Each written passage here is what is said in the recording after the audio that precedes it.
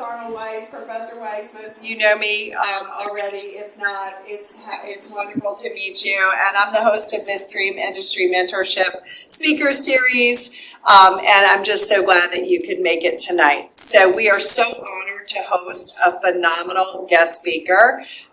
This is a person who's become a great friend of mine just over the last few months, and I know you'll just derive so much value from learning from him and connecting with him. But Kailash Tulsi Gajara, distinguished alumnus of USC Viterbi and founder at Altusia, I want to make sure I'm pronouncing that right, and Mega Stores, about his remarkable journey as a founder, CEO, entrepreneur, and leader in the global technology space. So Mr. Gajara received a master's in computer science from the Viterbi School of Engineering in 2010, and during his time at USC, not exaggerating, he served as president of the Indian Student Association, hosted within that realm, hosted the former president of India, and he also received the Leadership Award from the USC Office of International Services. He is a natural leader. He's got that leadership mindset. He's got that entrepreneurial mindset and that ethos, and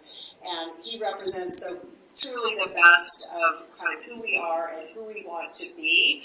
I see him as a highly aspirational and inspiring figure. Thank you. A super relentless optimist and a very dynamic entrepreneur who delivers value to everything he does and so clearly impacts everybody that he comes into contact with and works with. So we just really honor this awesome speaker. So as founder of Altusia, which provides software development services, and I love this tagline of winning the change. I think we get to hear a little bit more about that. I want to better understand what that means and what you intend, with that tagline. And also, really, a company that's become quite enchanted with, and that is Mega Stores, an online social and video commerce platform for artisans. And it seems to be, from what I can tell, empowering artisans and craftsmen throughout India to preserve their traditional techniques and sell their wares across the globe. And the tagline for that company is everything handmade. He also he shares value with everybody he meets. He's a wonderful mentor. He has a newsletter called Making Dreams Real. He'll talk a little bit more about that.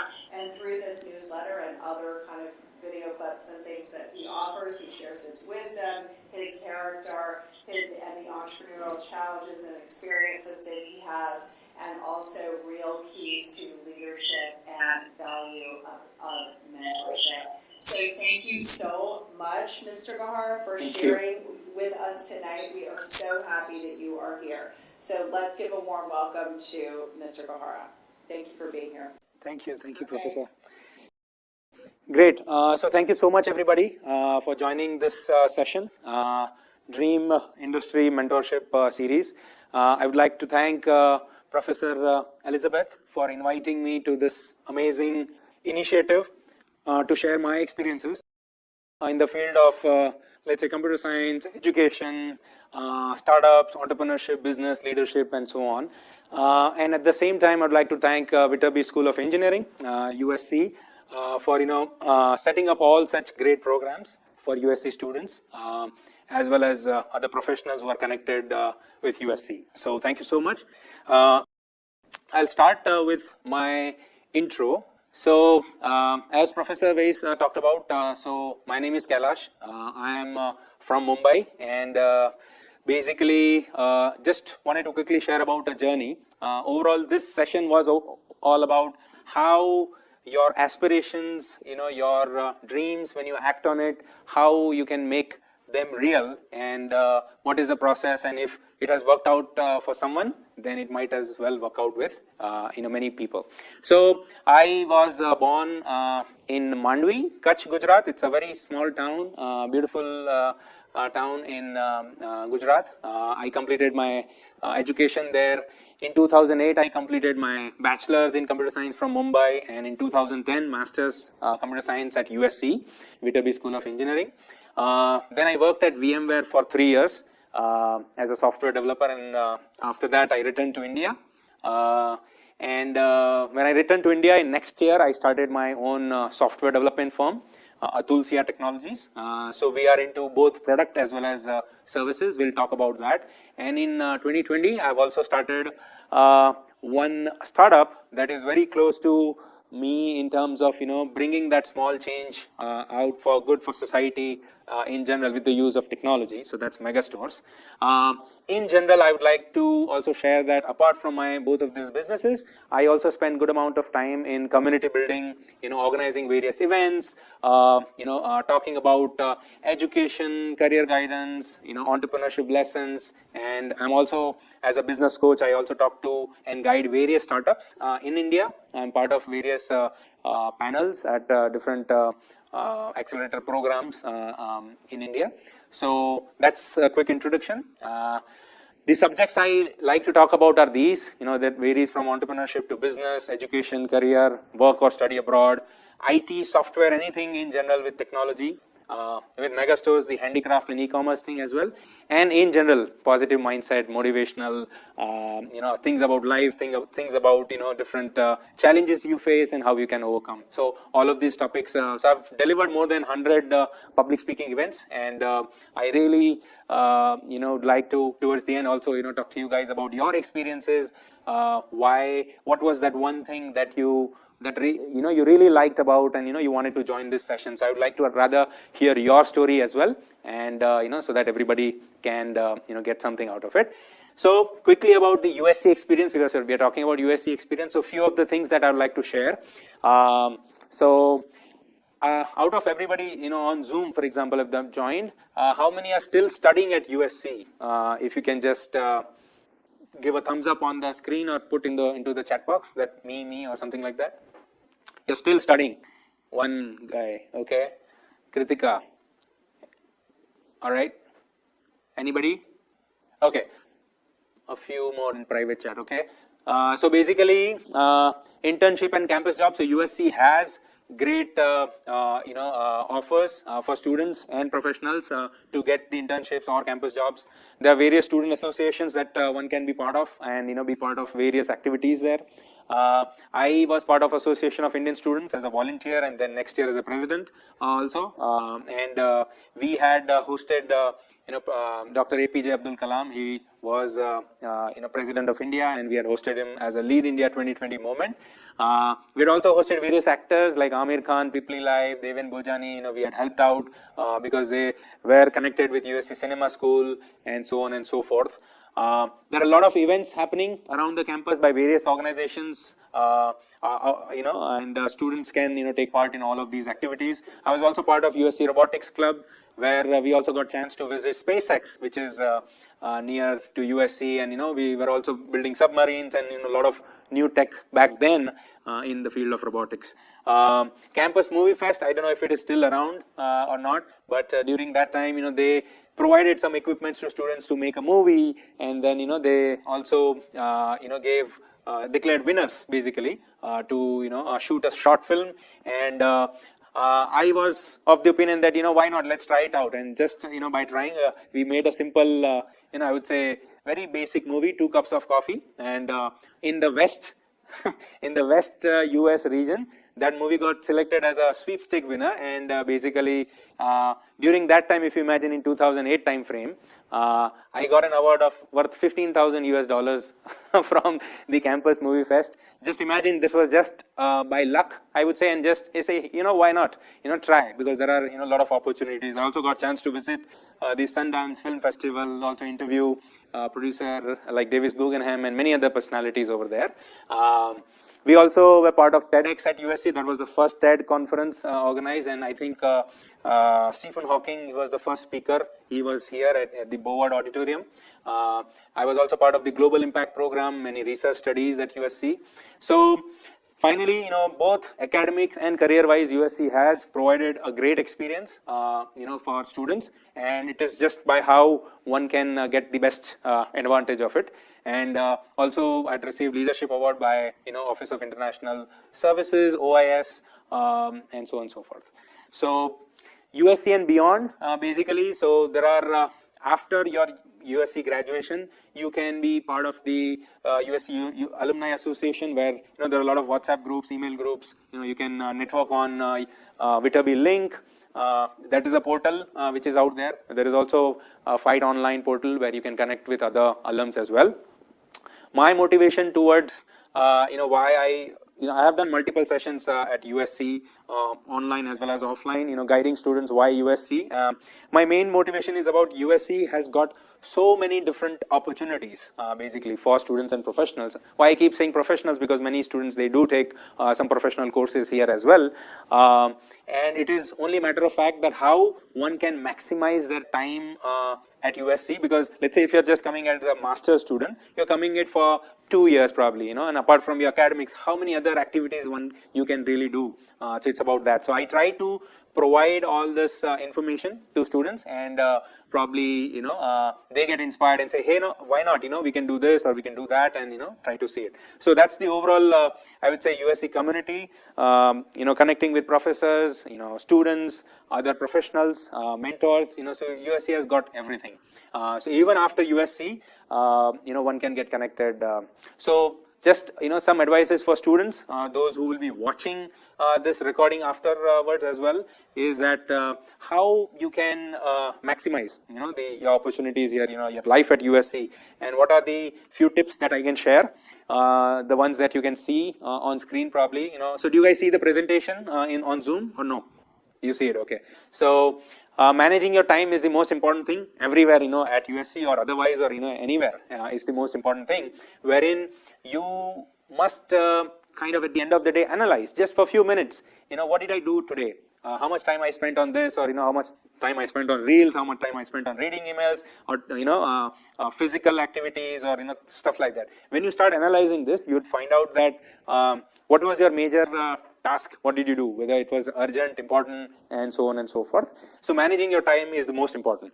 Now next thing is the calendar based to-do list. So I was part of multiple motivational seminars, and a lot of techniques for business owners to manage their task. So mostly people go by simple to-do list, like simple list that I need to do this, but it keeps increasing, the size of the to-do list keeps increasing, and then you get the tension that okay, what will happen, I'm not able to complete everything, and there is that opinion that you set it out that maybe I haven't been able to complete all, that kind of guilt, or something like that. The best tool for this one is the calendar.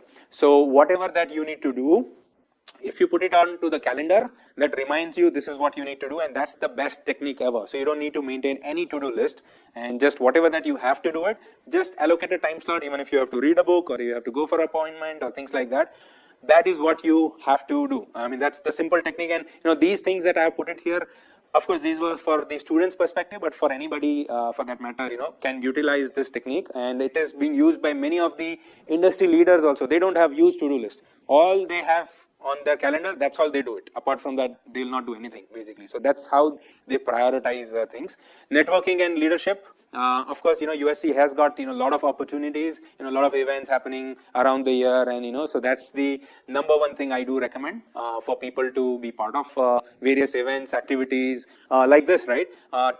To make this event kind of successful, whatever that we are part of, some people would have put in time for the flyer design, somebody would have done the marketing, the registration or the technical stuff. When you volunteer for, doing such things, going forward, you will also have to organize some events, maybe your kids' birthday parties or your office tours or things like that. You will have these smaller experiences that eventually build up and you will become like a pro. So, all of these things. So there are a lot of networking opportunities throughout the year. So definitely take a chance, to be part of these events. Be a yes man, I would say. Now, there are always, two things. So I'll first talk about the yes man thing. While you are studying, so what happens is, you have got your fixed academic schedule, because that, I have classes on so and so days and this is what I'm going to do. what about the rest time? So maybe, time for assignments allocated and time for, let's say, campus jobs is allocated. Now, how about other pockets, which are empty? What are you going to do? So when there are opportunities coming, when something new comes, let's say you are a computer science grad or electronics, major students, for example, and something like, let's say, dance class or something like, acting or something like, travel or some opportunity comes. I would say, say a yes and try it out. Unless and until you try, you don't know what happens. And when you go out of the, your comfort zone, there are new things, that, new experiences that you will get, and that is going to add a lot of value. So if you think you are stuck at something, or, your life has become monotonous, or, so take out time and be part of some activity which you have never done it. And that kind of really helps develop, different types of neurons or different thing going on in your brain, and will definitely, create some amazing experiences for you, that when you come back and do your task, whatever that you were doing previously, you will be able to do it much more faster and more effective way. So be a yes man, say yes to a lot of activities and, try it out. And then if it doesn't work out, that's fine, but at least you tried it and now you have an experience about it. The next point is about the action, which reduces stress. So last week or so, I was watching this video. Jeff Bezos, he was talking about stress. So what he said simply was that stress comes when you're not taking action, you're thinking about it, that, there is some problem, and then you're thinking about it over and over, okay, and then you're not actually doing anything. What Jeff said that, rather than overthinking, what you do is just go out and take action. Take the first step that maybe that step is wrong, maybe, it's not the correct direction, but you took the first step. While you are in action, imagine that, you are, let's say, running a marathon. You will not be stressful basically running marathon, because you're running. Now your focus is on running, your body, your breathing pattern and everything, right? So when you are in, action mode, you will not have other thoughts coming into your mind, and that reduces stress. So this is the simple technique. When something comes, you think like, oh, I have to do these assignments, I have to submit these project at my company or whatever. Basically take action, whatever it can be. And that's, really helpful for students as well. Goal settings is one final advice. I would say that, you have to define your goals. Of course, you need to graduate from USC, let's say with 3.8, 3.9, whatever GPA that you have set. But apart from that, you also have to set some different goals that are really, you really would want to achieve them, that, more networking, great friends, or new skills that I want to develop, or, become a leader or better communicator, or, something like that. Now, just goal setting is not enough. That dream, that hope needs a plan. So unless and until you're not planning, just writing goals and, filling up all those diaries and are not going to help out. Make a basic plan that, let's say, whatever is your goal, what can you do, in 1 year to achieve your goal, or what, and then break it down again. Like what can you do for, in 1 month, or what can you do in 1 week, and what can you do tomorrow to achieve that. So once you do that, that will create a great path for you. So that's that. We'll move to the next slide. So we talked about all this. Now I'm gonna just give you short one-liners about what I do, so that you may have some relevant questions for me towards the end. So after my graduation, of course, I shared in my timeline that I returned to India and I started, different companies. So Atulsia Technology is my software development firm, where we are both enterprise software development company, as well as we have both product as well as services division. So we make ERP solutions, MISs, we make HRM systems, business intelligence tools, and all that. Plus, we also have launched Megastores, which is an online social and video commerce based marketplace. So when I say video commerce, what happens is that, just like Instagram Live, many artisans and sellers can go live, selling their products. Like I'm showing a product to you, and you as a customer can directly purchase it. But Megastores is only focused on handmade products. That means everything handmade is part of our store. We also have created a virtual division, which we call it Atulsia VR, which is nothing but, where we develop a lot of AR, VR, and MR based, products basically for customers. And we also have Atulsia Labs. So Labs is an R&D division in our company, where we say that, apart from the regular things that we are doing, our product lines, our revenue generation, all these services, we also, spend time onto developing new products, which eventually, so this R&D division for any company is very important. When company is small, when they want to grow, all they have to do is start adding more and more services, better services to their existing customers. What can they do about it? So this is the R&D division in our company. These are some of our customers, Coca-Cola, Carlsberg, Unilever. We have customers from various industries and domains, logistics, audiovisual, education, retail, entertainment, chemical, hospitality. So, I'm just sharing so that towards the end you might have some relevant question. It might be useful to you. And these are the labs basically that you see on screen. So we have created many softwares and hardware-based products like SIA, second from the first row, is a platform. It's an app for visually blind people. They can give voice commands and it will read your WhatsApp messages or your emails, and so you can do that. So visually blind people can do this, or you can also use it while you're driving or something like that, where you're not supposed to use your phone. So you can say, hey Sia, read my WhatsApp messages, and it will read all your messages one by one, in groups, and it will read who said what, and things like that. So like that, there are many Bluetons, Inform, Stay Connected, various products that we have built, and we have also sold to many of our customers to start using it. So these are the labs. It keeps the innovation within the company alive.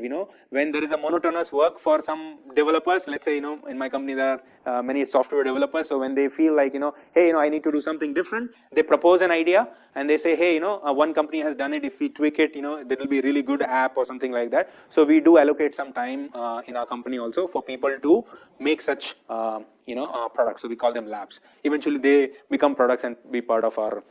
So why did I start? So there is few things about it. So there is a lot of, so I have two whys, right, for Tulsi Technologies and for Megastores.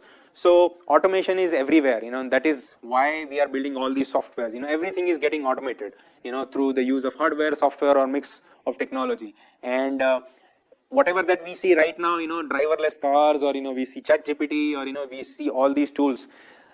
Just imagine that this is just getting started, and in next 10 years or 15 years, things are going to be totally different than what we see today. So because there is so much automation happening, thus there is a huge demand in the market for companies to build such tools basically, and that's why we are doing what we are doing at Tulsi Technologies. And there are many industry applications. We build different systems and processes, and winning the change is all about this change that we are talking about. What is changing? Everything is changing. Technology is changing, our lifestyles are changing, economy is changing. There are so many factors affecting all this change. So there is constantly this change is happening, and for us, our customers also, this change is happening, right? So when we win that change, that means we are able to we are a lifelong learner company. When we develop more tools, when we have more techniques, to win this change, we are winning this change for our customer. And that's the tagline of our company, that whatever is the change, we want to get 2 steps ahead and win that change and provide the best solutions for our company. The why for Megastores, which is a social marketplace, is the startup which we have recently started. So in India, there are more than 10 million artisans. I would say there are even more than that, basically. An artisan, who is an artisan? Artisan is someone with the use of his craft technique, is able to build a product. It can be any product. It can be part of a kitchenware, it can be apparel, it can be home decor item, it can be anything, right? Now, once these products are developed, they need to be sold, and the usual techniques are like exhibitions or through local retail, and there is online as well. So what we are actually providing a platform like other marketplaces, but only dedicated for handmade products, and that is what we call it megastores.com, everything handmade. And we are right now present in more than 14 different states in India, and eventually we want to cover every state in India, where currently we have around 7,000 plus handmade products. So we are trying to grow, add more and more products on the platform, more sellers, more artisans, so that there is they get chance to sell these products globally. So we are a global platform, and that's what basically we are working on. Okay, so now I talked about USC experience, I talked about my journey, the companies and everything. My main focus today is about the entrepreneurship, the journey of any entrepreneur, and what all different things that one needs to follow, what has been the experience, what are the challenges and things like that. So I want to pause for a bit and just to get a sense of all of you, just to understand that any questions so far, did you guys follow or up till now, and any comments that you have. Now I'm gonna focus on the entrepreneurship as a subject and basically my experience, whatever that I have, and talk a little bit about that, some frameworks and all that. So you can unmute and share with me. That'll be really good. And I request if you can turn on your cameras, that'll be really good to see you. Even if you are not ready and you want to just say hi, that's totally fine. That will be really awesome to see you guys. But yeah, any comments from you till now? All okay? I actually have some comments, Kailash. So when you were saying in the beginning, be a yes man, that's what you were saying. That's so. I started in Viterbi, but eventually what I do now is nothing to do with what I studied, but it was what I wanted to do.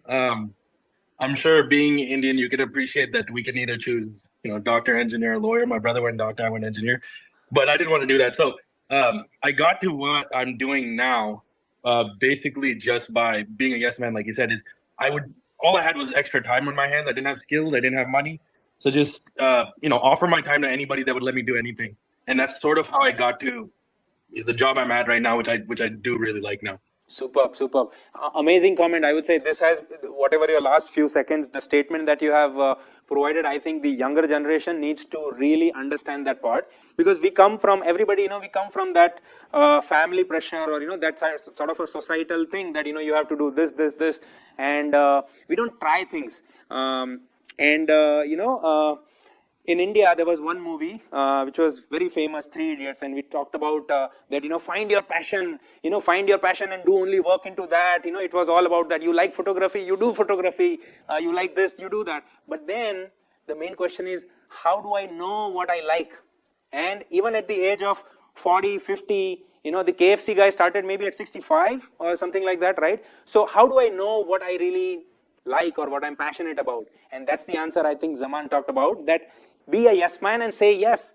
Go to Austria or go to some place where you haven't been, and be part of one trekking group, or attend a computer science event, or attend such seminars where a guy from India is coming to talk about entrepreneurship and learn about his story, right?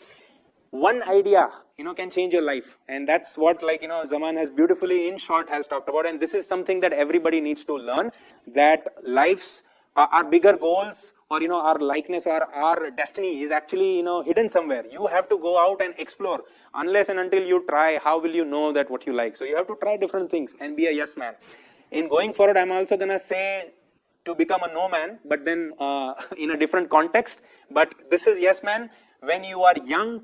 Of course, you can be a yes man throughout your life, but there is a context to it when you also have to say no to it. But then this is, thank you Zaman for that comment. Anybody else? Anything so far?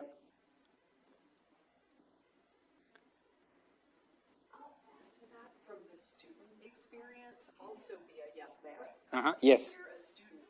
Because, thank you, Jenny. Yeah, I was just going to add to that, as Professor Weiss here, also from the student standpoint, be a yes man at school, as you're talking about, use that opportunity, because USC just basically, that's what we're doing here, is creating opportunities for young people. So if you use those opportunities, I do remember Zaman. He's an alum, but I remember him when he was here, and he was kind of like you. He would just say yes to things, and he didn't have a clear sense of what he was trying to do, but he was like, I'm just going to go to the talk and listen to this guy. It doesn't seem to have anything that interests me really, but I'm just going to go. And that's the way he approached everything, and exactly. Now doing great work in Austin. So superb. Yeah, exactly. Thank you, Professor. So that was the comment for students also, that this is the time when we are young. We have USC like atmosphere, so vibrant, so dynamic. There are hundreds of things happening every day, and that's what I said about making your calendar. Yes, just go out and say yes, I'm gonna do this, or yes, I'm gonna do that. But after your academics and your assignments or your lectures, whatever time left, you have to say yes to things and try out. So that's the thing. So now let's quickly jump into the journey of an entrepreneur. This is the subject I wanted to share. There are few tricks, or few, I would say, formulas, few things here and there I'm gonna share, and towards the end we'll do some Q&A. All right.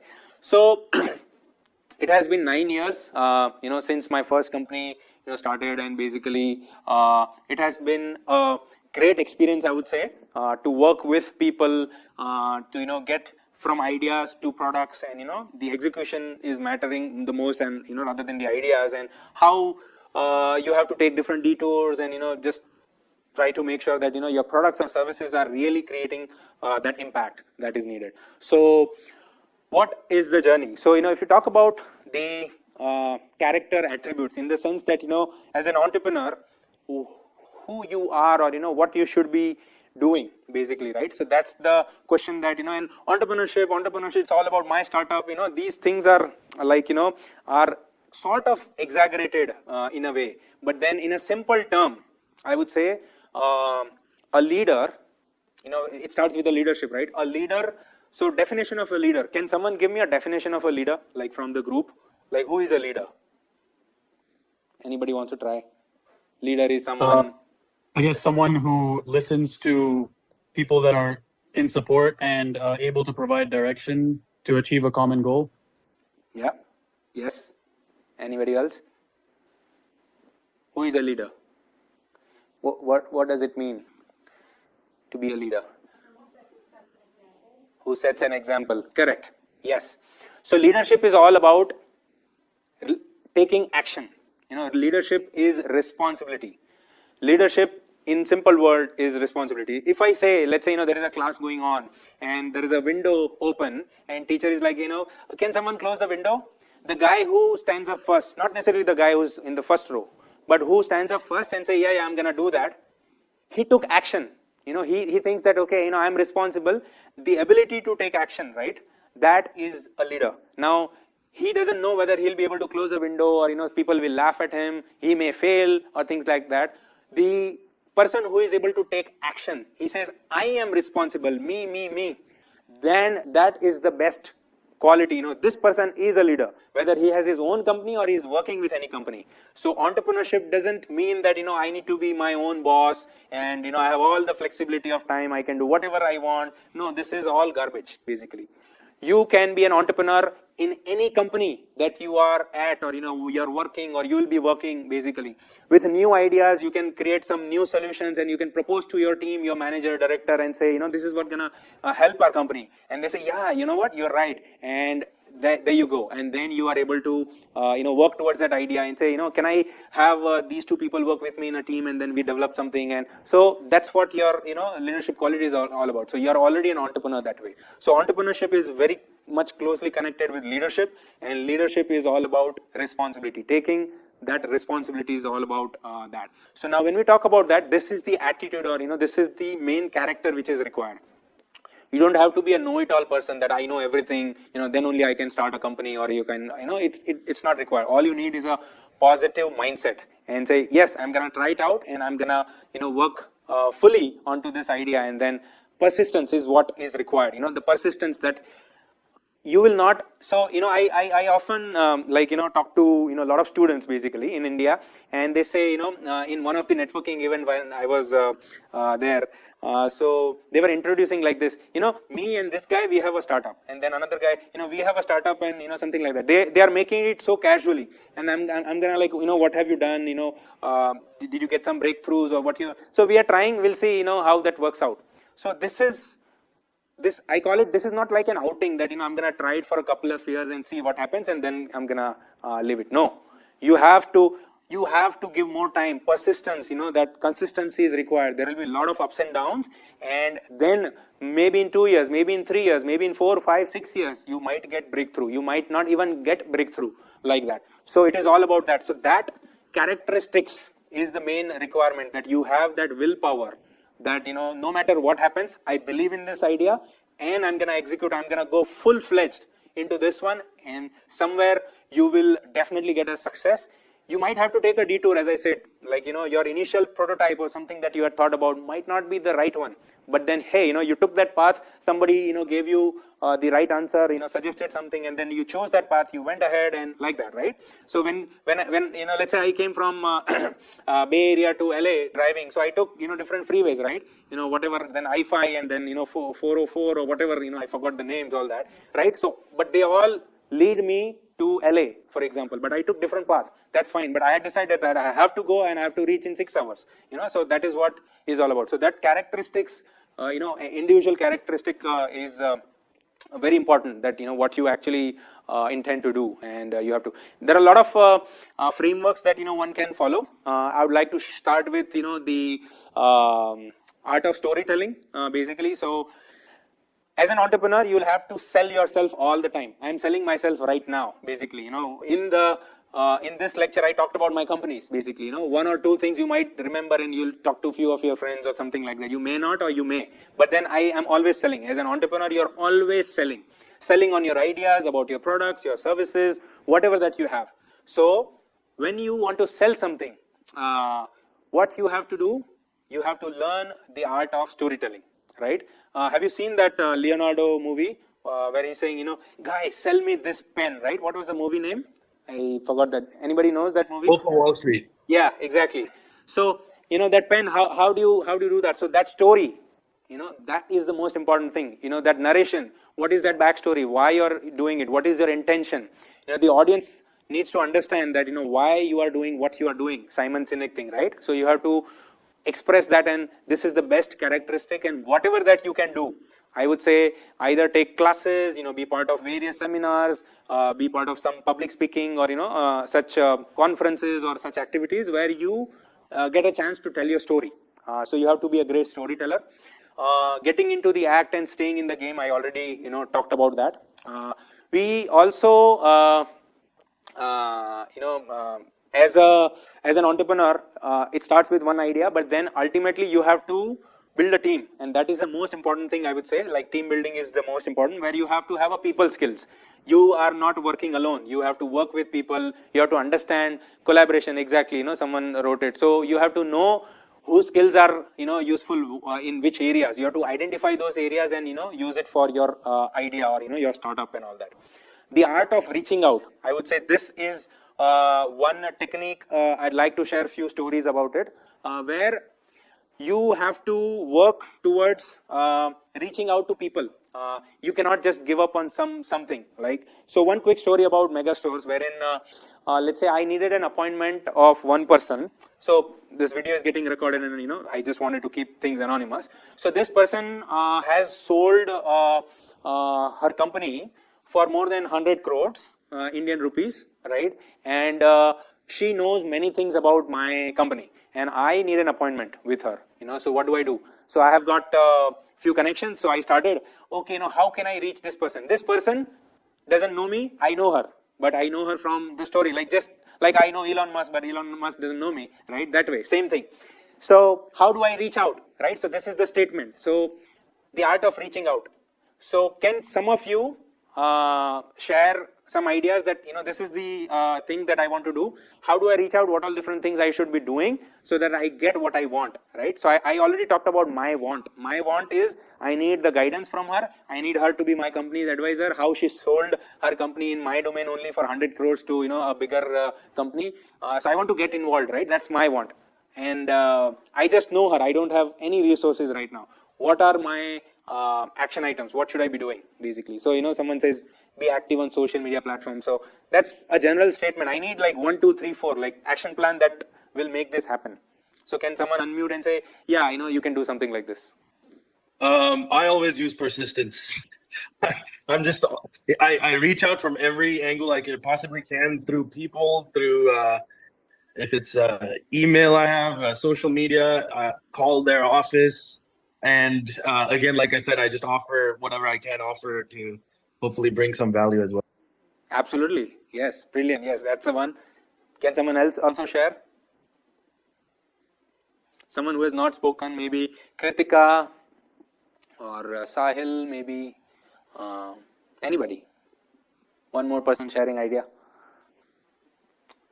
The problem statement is known, right? This is what I shared, that this is what I want to do. How do I do that? Just try it. As I said, the window example, you might not be able to close the window, but just try, right? That's the first quality of a leader. Just try it out. I might be wrong.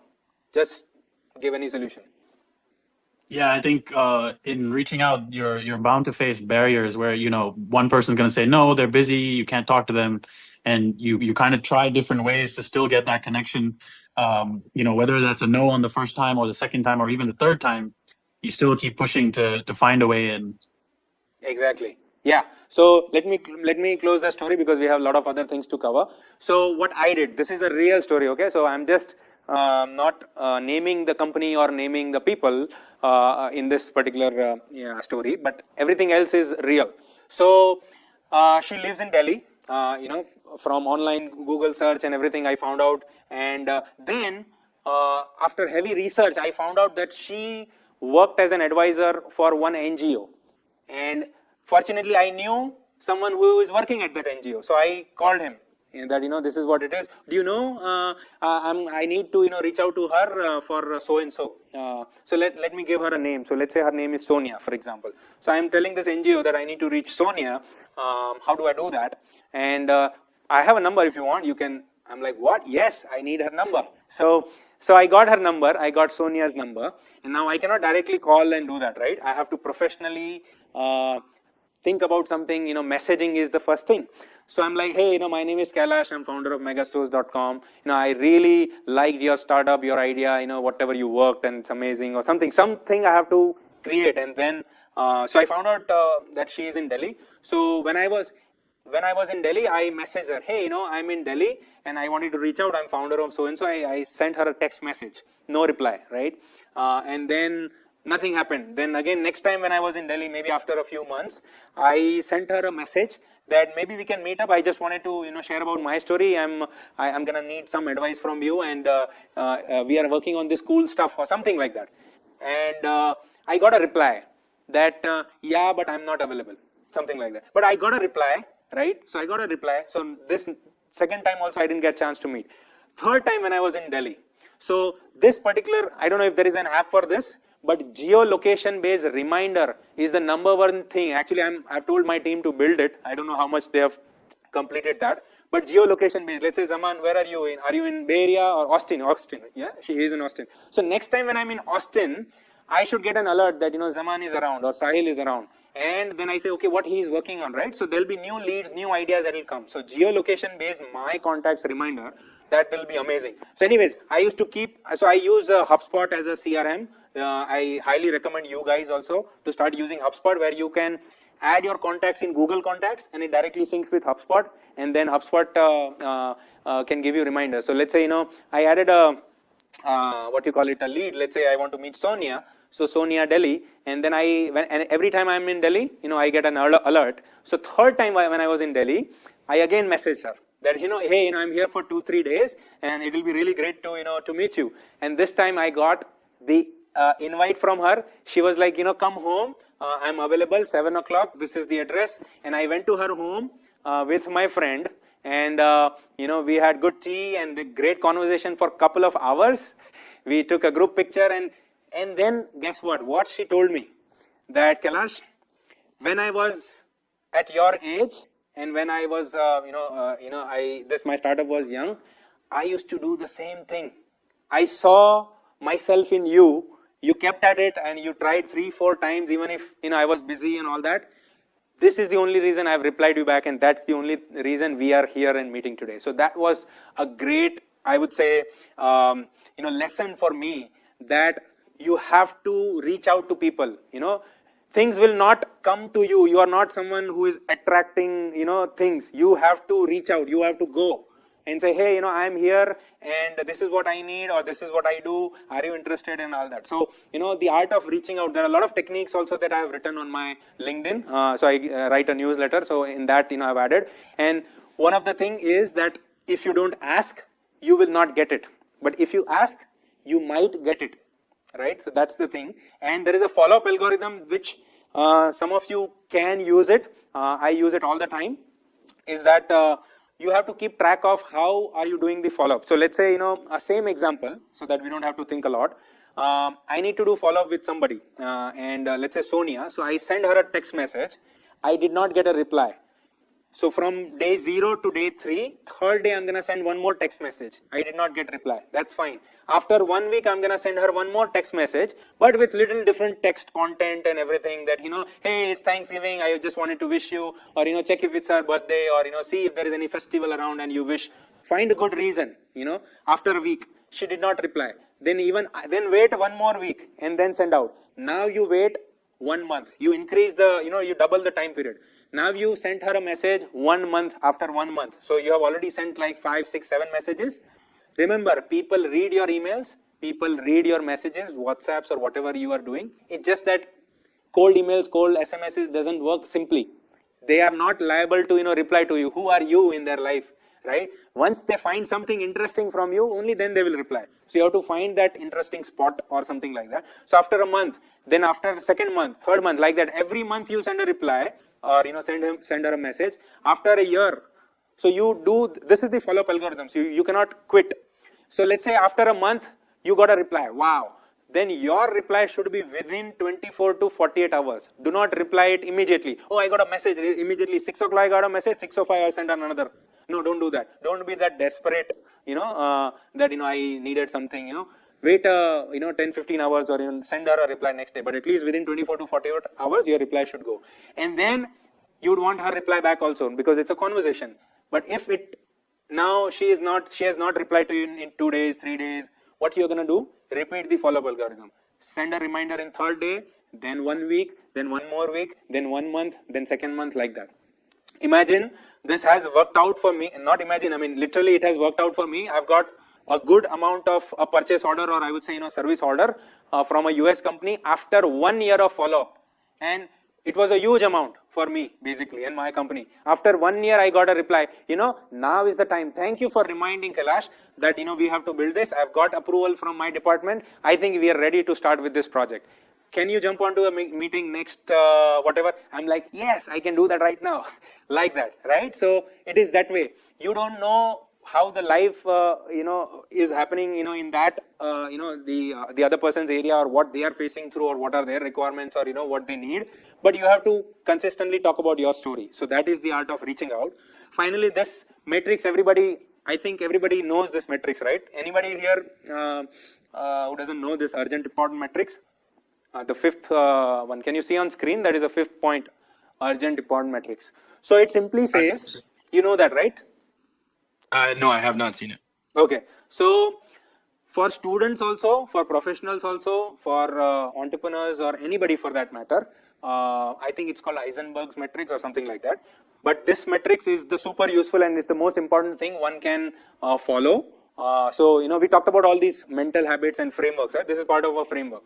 So what it says is, there are different tasks that are there in your life. You have to buy milk, you have to cook, or you have to, go walk your dog out, or you have to watch Netflix, this series, or you have to do homework. There are a lot of different tasks in our lives, basically, personal, professional, work, community, a lot of things are happening.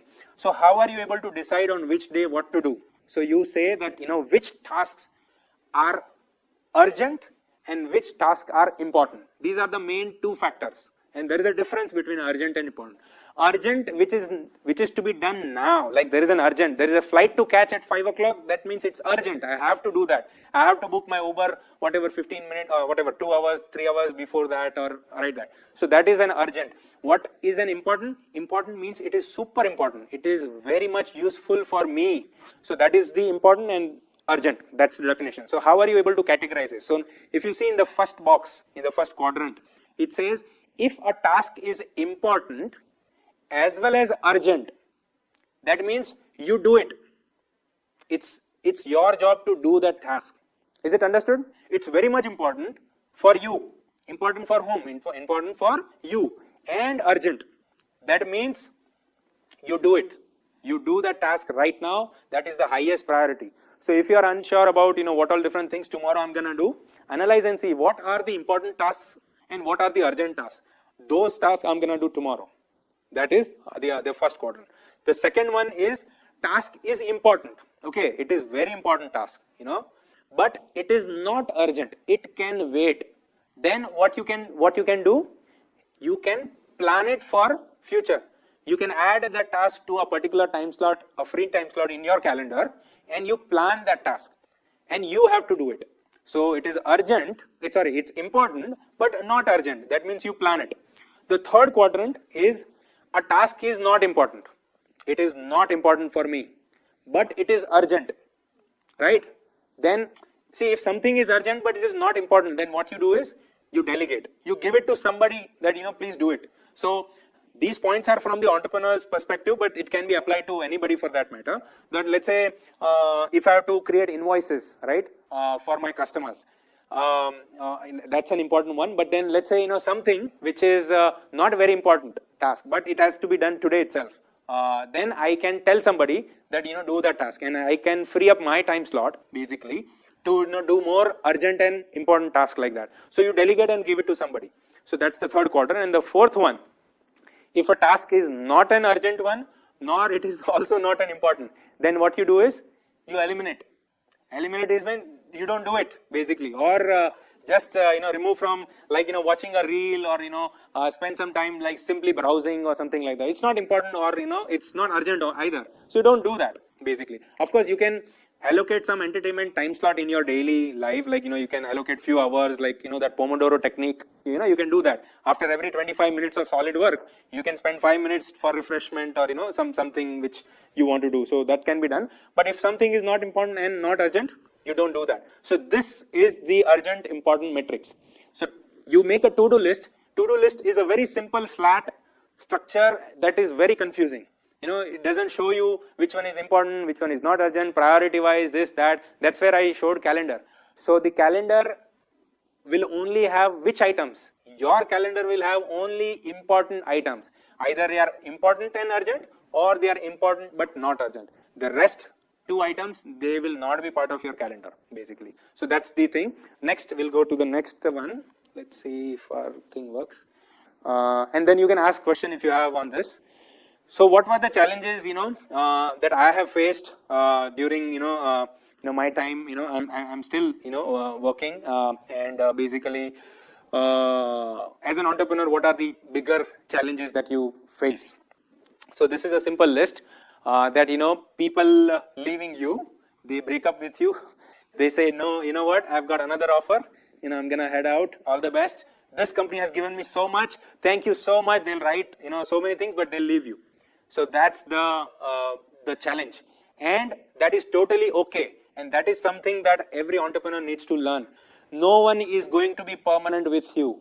Business is a science. It can be learned, and you have to become so dynamic that your systems and processes are so solid or properly created that even if a person leaves, there is another person who can take it up, and he needs to follow that SOP and all that, and you will not have that bigger issues in your company. But this will become one of the challenges, that people leave you, your ideas, and you're like, now what do I do? My main developer, my architect guy left. What do? I cannot do anything, startup close. No, it cannot work like that. You have to go out, again start from zero, hunt, and then do that. But now slowly build a process, create that system in which whatever the items that this architect was doing, or whatever his job responsibilities were there, you document it out, create a nice structure so that any new person can actually, and someone leaving, you give a 2 months notice period or whatever, and then have that structure ready so that you're not impacted. But yeah, that's a challenge. Another is a fundraising or / making profits or something like that. So that will be the challenge, where your startup initially may not have revenue. So how will you raise the fund? Reaching out to people, raising investment from somebody is not an easy, because it's somebody's money. You can even think about bootstrapping and, with smaller profits slowly organically grow, or, taking bank loans, or, go with debt funding like that. But fundraising is going to be a challenge for an entrepreneur. Next challenge, yeah, VCs come much later. Next challenge is getting your first few customers, right?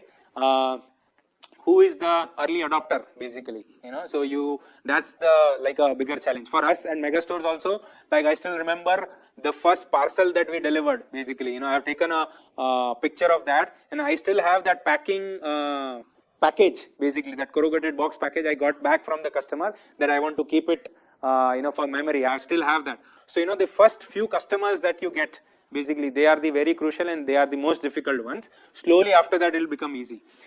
Keeping team motivated, that is again a challenge basically. You as an entrepreneur will always have to make sure that your team is motivated. Your team knows that this is what you are going to do, this is what you are supposed to do, and they have that internal energy. They have that I'm with you, I'm gonna get it done, that sort of a spirit. And it is difficult to maintain that level, but it has to be done consistently. Like it will not work out just for a day or a few weeks or a month. It has to be done month after month, year after year, and then only it will happen. So that's one challenge. Hiring is a bigger challenge, and I would say every entrepreneur has to take up this department for sure. Whom you're adding to your team, you cannot just hire an HR and say, just get me few people. No, you have to take interviews. You have to know what this person is all about, what their likings, what is their motive. If their motive is just money, which is totally okay. Some people would want just money, whatever project it is, give me this money. That is also okay. If they're able to get things done for you, that's fine. But then understand your people, the team that you are building. You need to know their weaknesses, their strengths, and then you add them. So that is our thing.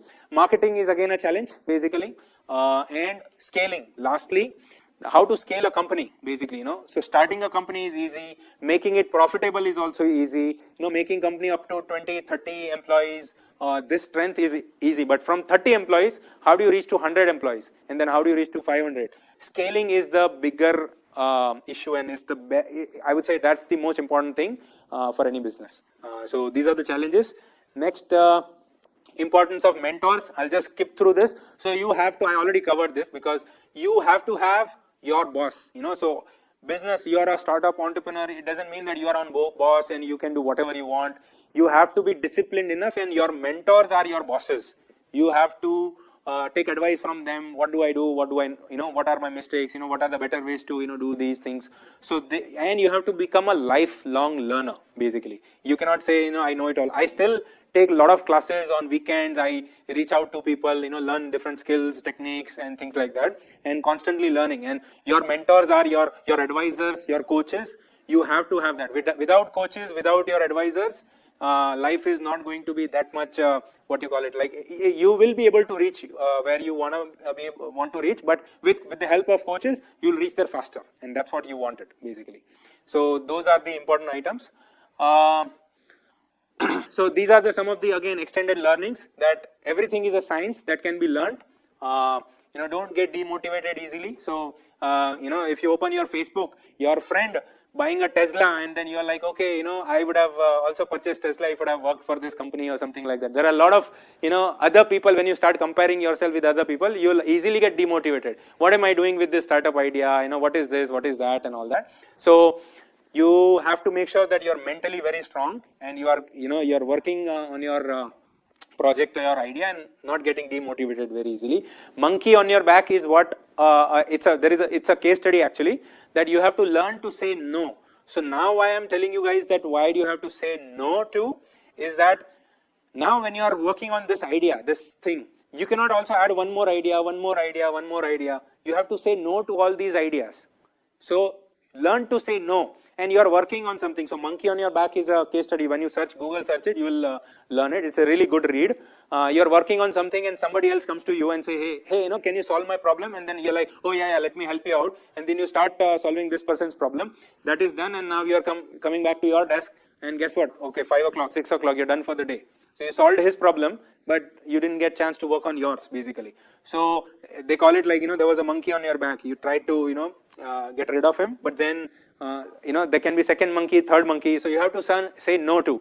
So rather than helping that person out immediately, you can say, what, can we do it tomorrow 5 o'clock?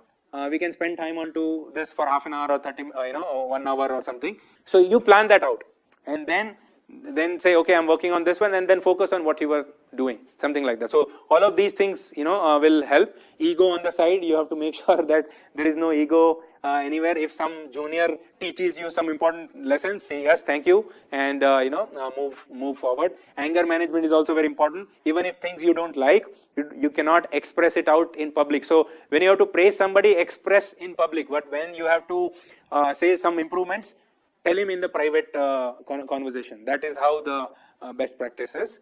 And nothing is permanent. I already talked about that. Things will change. You will change. Your product, services will take a different shape, size, and like that. So nothing is permanent. So don't think about my people will stay with me forever, like that. Yes, you have to be dynamic. You have to be constantly adapting to the new changes that are happening around you.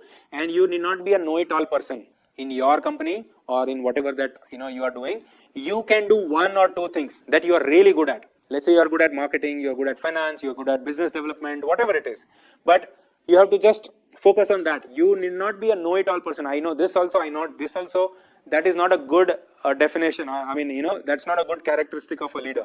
You have to, delegate somebody that this, you take care of it, and then trust him and trust the process, and then move on. That's how it has to be done. Then next, we'll go next. So that I'm just rushing through so that we get some time towards the end for the questions. So these are some of the books that I recommend reading. So you can take a screenshot basically. Corporate Chanakya, Rich Dad Poor Dad, Think and Grow Rich is also really great. Delivering Happiness is about Tony Hsieh.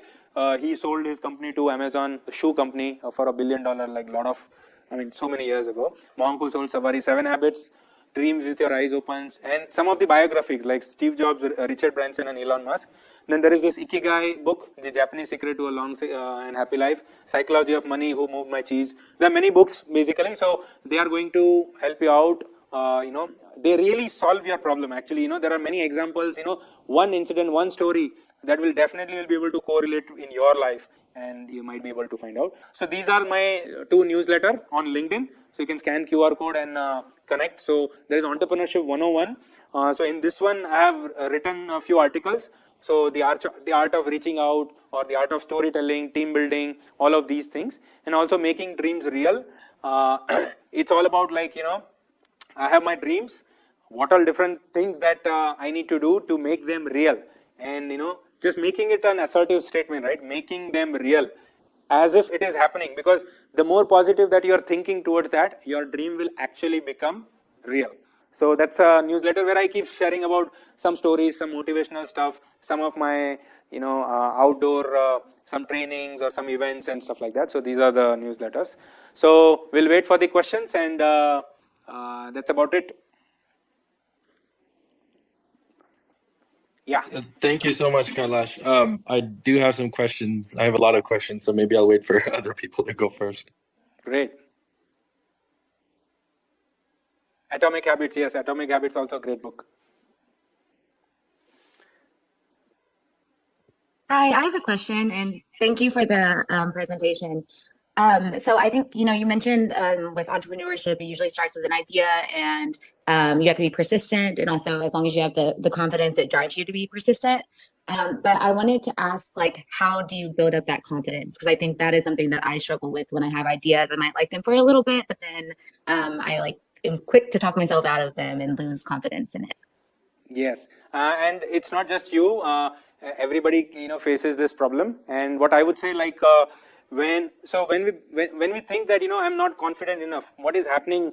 It's actually in our head right now, that we think that whatever the solution that I'm thinking may not be the right one, or there are better solutions out there, or we may think that there are better, smarter people than me, or so when you have that sort of understanding, you lose your confidence right now, basically. I've done similar training in front of thousands of people, basically.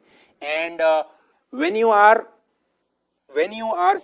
really know that what you are talking about, the points that I created, the slides that I made, the stories which I said, some examples that I shared, I know what I'm talking about. I know that I have prepared myself, whatever that I knew it, I could do it, and I'm able to present to 10, 15 people also, and to 1,000 people also. Now out of that, there will be X number of X percentages people who will say, no, this is a bad idea, or this is not the right thing. You will always find such people, right? It will happen.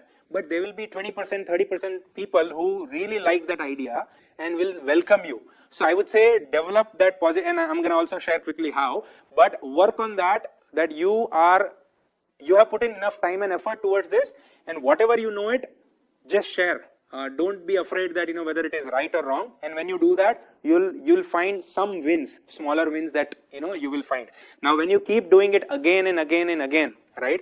So rehearsal, or repetitive nature, and that's what actually Atomic Habits is all about. If you read that book, it is smaller tasks that you do repetitively, daily or something like that, that eventually improves your skills, and you realize that I've started gaining some confidence, basically. Like for example, public speaking. It happens when you are talking about something, and for the first lecture you might not be that great enough. Second lecture you will be better. Third lecture you will be better. So keep rehearsing. Do the practice. Don't just be in one zone. Go out and share what you have to or what you need to do, and repetitive nature will actually, build a great confidence for you.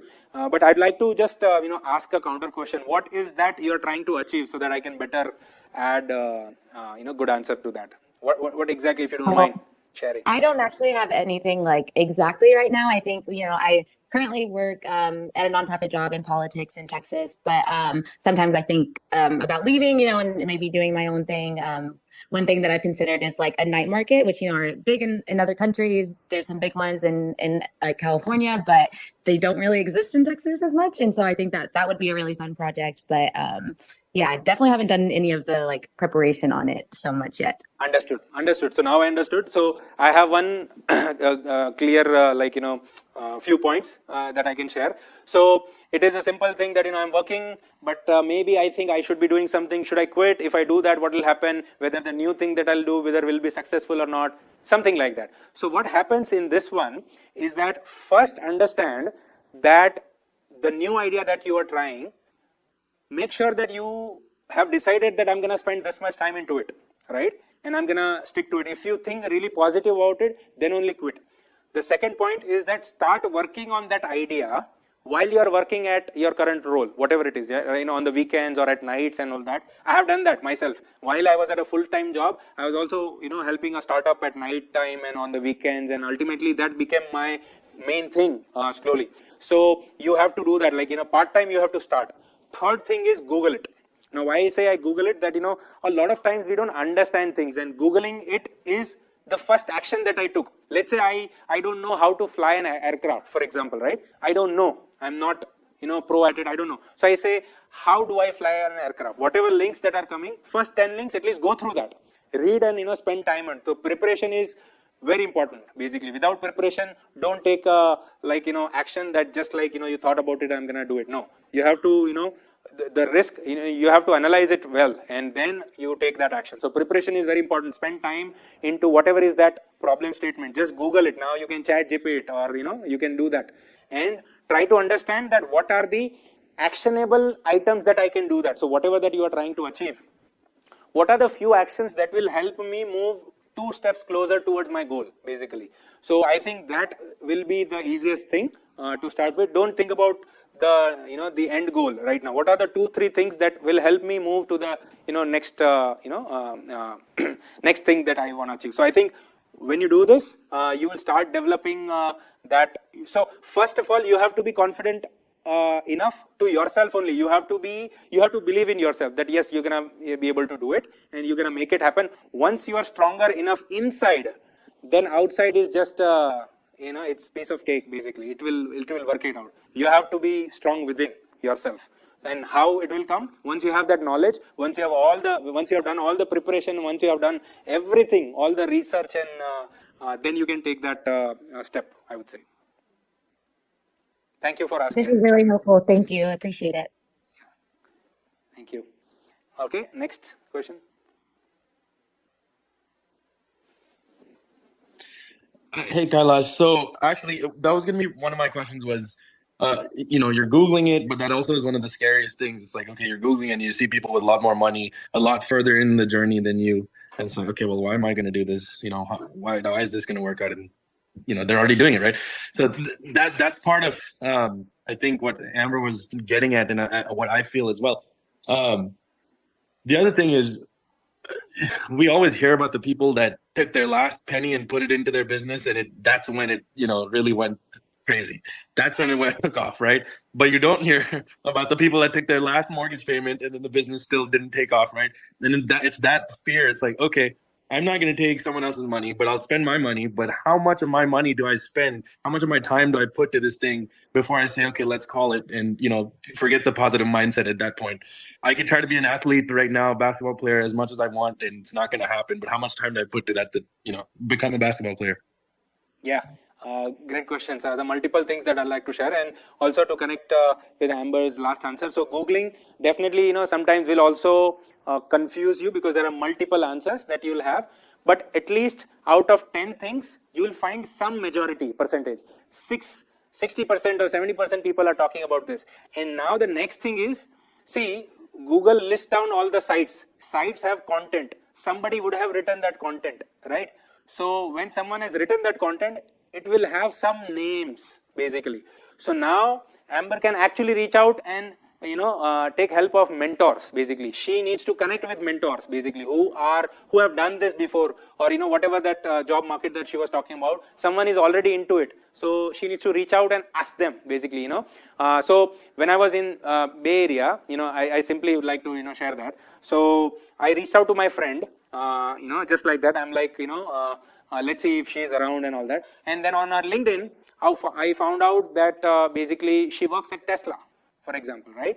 And I actually had planned to visit Tesla and see if I can get a factory visit. And now, you know what? I got a person, my friend, right there. She is a senior software engineer. I was like, can I get a visit at Tesla? And guess what? She is like, yes, I can plan something out. Let me check that for you. And I'm actually waiting on that one. I don't know if I'll get that or not. But then this is something that, I got an answer immediately, right? That I had some wish, something, but then I took help of somebody. So taking help is very much needed. You talk to somebody, find out a mentor, buy a LinkedIn premium account, you can email them, send them a message, and you'll probably hear back from them. And, people will really like it, when you ask them for help. And if people think that they can solve someone's problem, that's the biggest thing, that we are like, we are all selfish human beings that, when we do some community service, we feel really good about it that I did something. So if you actually ask question to people, they will feel great about it. So, just, I would say after Googling it, find person who are associated with that problem or that domain and get the help, get help from them. Now about Zaman's question about how long should I continue, what are the trade-offs and, things like that. So one thing for sure that there is very popular company in India, Book My Show, basically. So it's a ticketing booking platform where you can book tickets of movies and a lot of things, all the cricket matches and all things like that.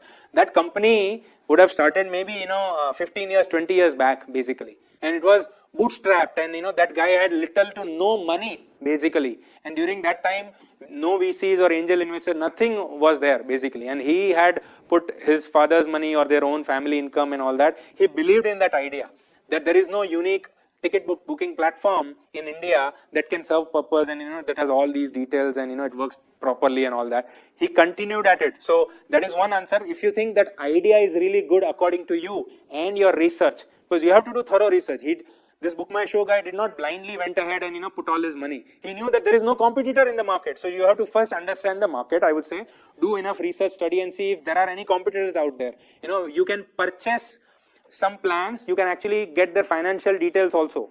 So by spending some $100, $200 or whatever it is, you can actually get companies' data. See what was their last year's revenue, how much profit that they are booking, and what is year on year their growth is all about. And then understand the trend and see if I really want to get into this. And so market research is very important. Learn about your competitors, what they are doing.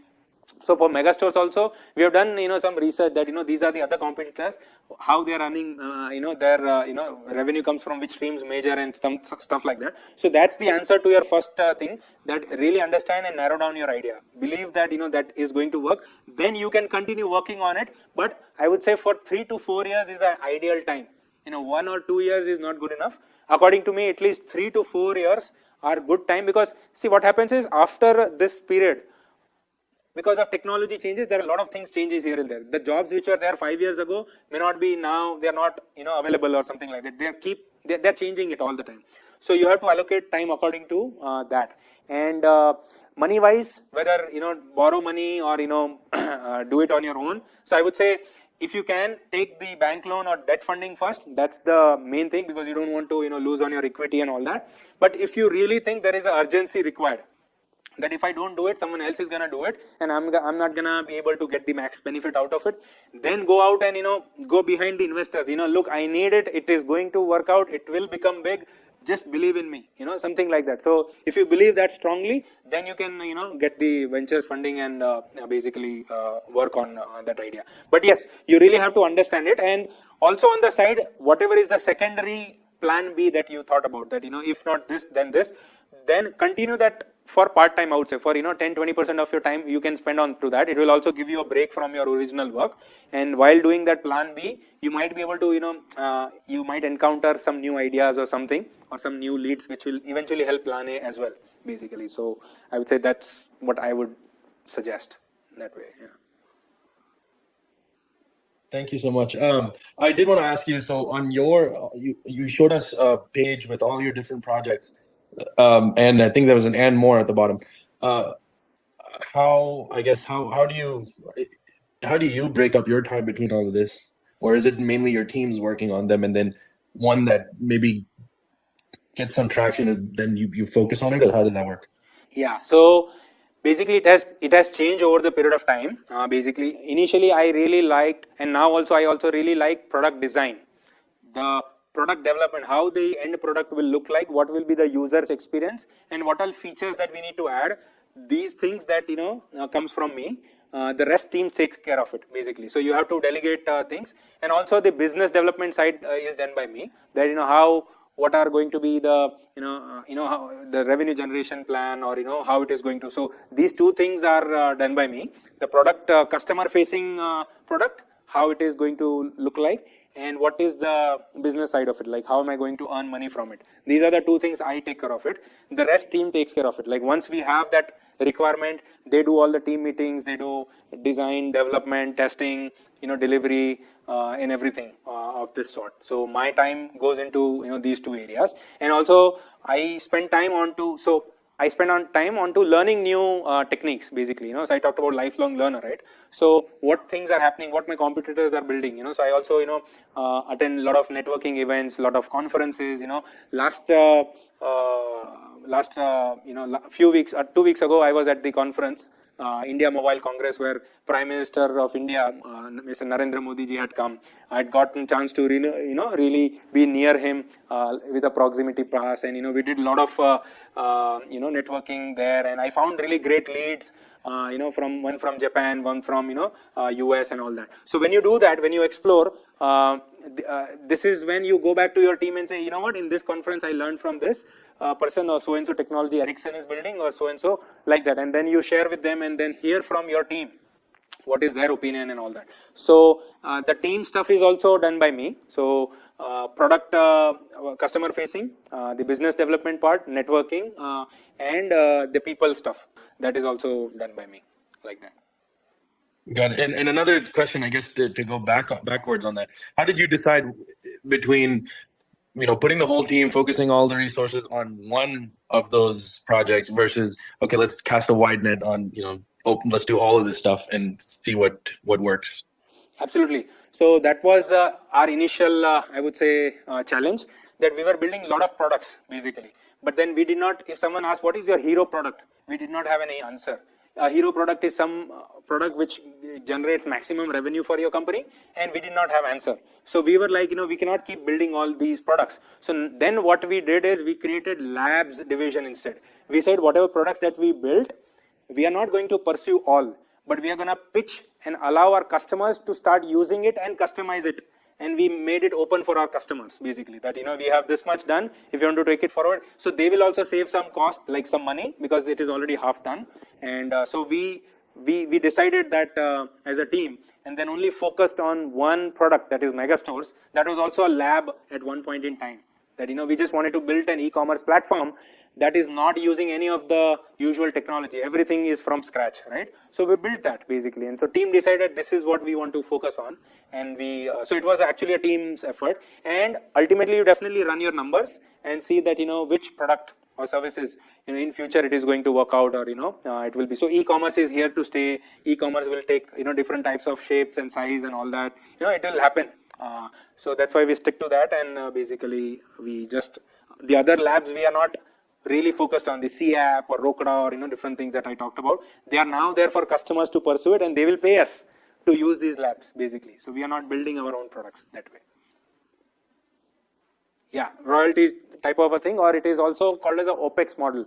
So where you are just the customer will pay for only for operational expenses, and so it's a win-win situation that way. Yep. Do we have time for more questions, or? Yeah, if you have, yes, definitely. Okay, so I wanted to go back to the page that was, I think, after Journey of an Entrepreneur. Okay, got it. Journey of an Entrepreneur. Here? Right here. No, yep, it's right here. So I think we touched on the first part, which is actually getting started, and then you have these issues, right? So within this, what do you do to keep your team motivated without sounding repetitive or, you know, okay, we've heard this, boss.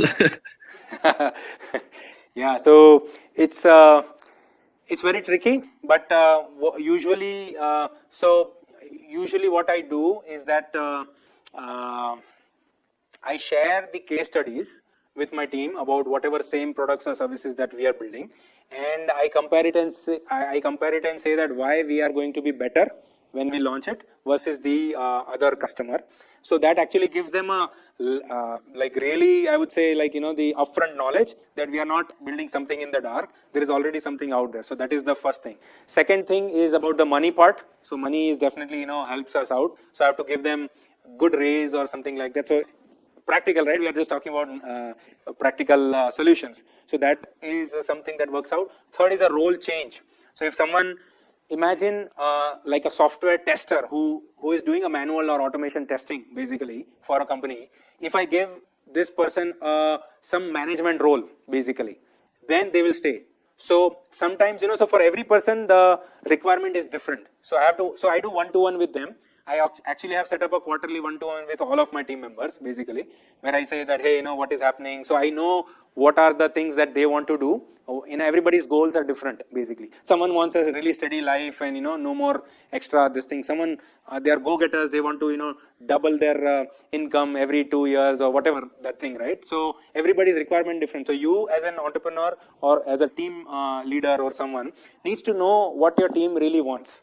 And that you can only do it, from one-to-one. So from one-to-ones, I maintain everybody's document also, like, XYZ one-to-one, ABC one-to-one, and write down their points that, what do they really want. So someone needs a role change, someone needs better money, someone needs a clarity, research-based this one, someone needs your company's goals. That, okay, we are building all this, but by when you think, megastores will get funding, or by when you think we will become like a billion-dollar company, or, by when you think, such questions basically. So they need all these long-term answers also, and what they really need is your passion. That if you are giving 100% into it, then half of the battle is won. Basically, it's not that, I come up with some new stories and they will believe me. Nobody is like, that I would say stupid in a way. They understand stuff. You rightly said that, it's okay, all these story buzz, but what's happening? Give me something. So they understand everything. But when you show yourself dedicated, like you are 100% into this, then they will, everybody, we are all human beings. We understand that, that thing really works out. That, look, this guy is really trying and he is trying his level best. His product or idea is also good. At one point in time, he will definitely get a breakthrough and I will be part of that story as well. So some people will understand that part and they will stay. So, yeah. Bigger story. Yeah, what's your bigger story? That way. But yeah, they naturally, they will not believe in any random story that you'll say, oh, we'll do this or we'll do that. Things like that. Yeah. But it's difficult. So all of these 3 to 4 solutions that I've given, it may not work for someone. I have lost many people basically. In COVID times, I have lost many people. Many of my senior developers also, because during that time the salaries were double or 3x or 4x also, that random. So at some point in time you have to, you can say I can do this much, but then not anymore. So that's fine basically. But then I found out, so in COVID times when I lost, 3 important guys actually in my team, in same year, 2020. I'm like, how am I going to survive, or, my projects will not, get completed on time and all that. I was under that, stressful situation, during that time. But then when the new person took over, in few months, everything was back to normal. So then I realized that people will change. Things, they will move on.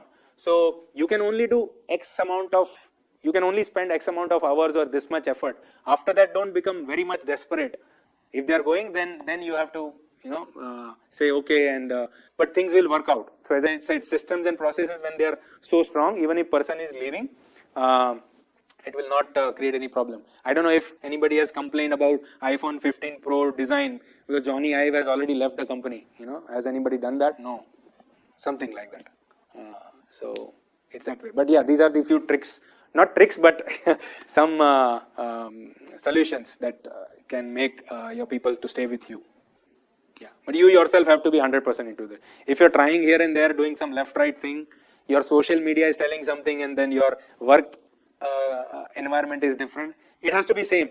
My stories are, I have always kept my stories transparent with my team. Whatever I'm posting on LinkedIn or my Instagram or anything, they know what I'm doing for sure. Everything.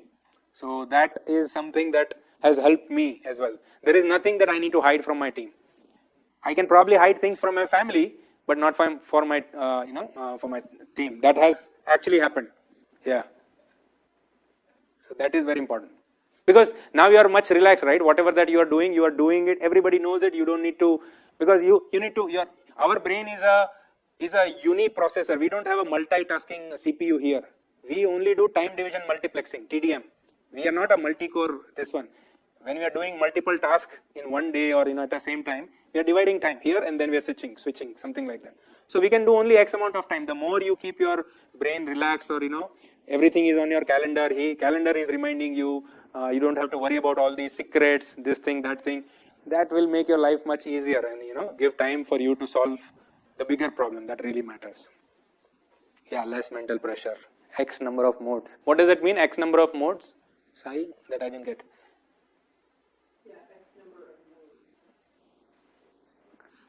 All right. Okay. Great. Any more questions? I can ask a lot more questions, but Yeah. I want to be respectful of your time. No, for sure. Let's have final 2 minutes. We are 6:58 here. So yeah. Okay, then I'll give you a little pitch of mine. Sure.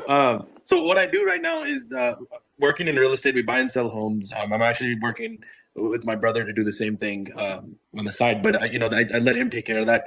I wanted to focus on e-commerce. I've always been enamored by the life of an e-commerce entrepreneur, and obviously it's all the wrong ideas of it. But I've grown up from that a little bit now, but I still have that interest in e-commerce. And one of the things I want to do is in the field I work in right now, I see a lot of people making, for lack of better terms, stupid purchases. I see a lot of people making stupid purchases.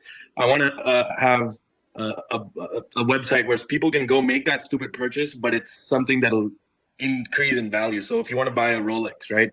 And two ways around that, right? I want to buy a stupid watch that I don't need, right? But I can go buy that, pay monthly on it, and once I finish paying it off, I get it. And guess what? I'm not, historically it hasn't lost value, and I'm not going to lose value on it in the future, right? And it was the stupidest purchase ever.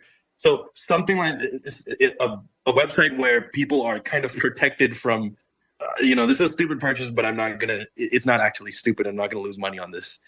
Something to provide value in that way, where people can still enjoy, making purchases that they're showing off and all kinds of stuff, but it protects them from losing on it. Yeah, sure. So it looks like a very niche market, and basically, so obviously, I would always suggest to have so just calculate the total, I would say, market size for this one. What is the market size? How many millions or billions of dollars basically annually, and then go from there. But if you think that, I want to, even if it is a smaller size, I want to do it because I really want to try it, then yes, build it basically. And build and probably, look for customer who can acquire or who would want to add to their bigger portfolio of their e-commerce solutions. So you can do that. So these are the multiple ways. When one of the ideas is not very big enough, like the big fish will actually buy it and you will get a profit out of it. You will also get a satisfaction that I thought about this meaningful or this valuable startup. I did work on my execution and somebody really liked it. My part is done. So I think this is one of that problem that you can solve, certainly. But I would say, try to find out total market size and then go from there, and do the beta testing first. Don't build on the product yet. I would always suggest that, build Google Forms, send it out to your friends, families, at USC Alumni Network, and see if people would want to use it, how they would want to use it, and based on that data, decide what you want to really build, and make an MVP, like the minimum viable product type, and see how it works out, how many downloads or how many activity that you get, and then go full-fledged basically. Before that, don't do that. You got it. Thank you so much. Great. So thank you so much, everybody, for joining in. Thank you for listening for this series, Dream series. So thank you so much, Professor, for inviting me. Thank you all.